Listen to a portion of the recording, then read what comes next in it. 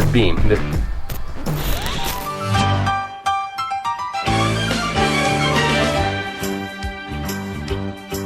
It's a rare condition this day and age to read any good news on the newspaper. Hey guys, Brian here with Dalinghaus Construction. So now that we've been at home for a few weeks now with the shutdown, we have our kids at home and I'm sure they're starting to drive you insane. We actually just started probably doing some homeschooling as well.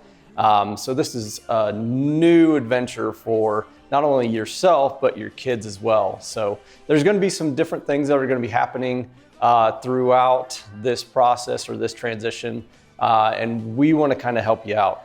To give you a little bit of background, I'm not just making stuff up here. I actually do have an elementary education degree from the great University of Kansas State.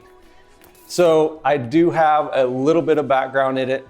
Granted, some of the same techniques that I learned in elementary school education is some of the same stuff that we apply when we introduce new things or we're training with our employees.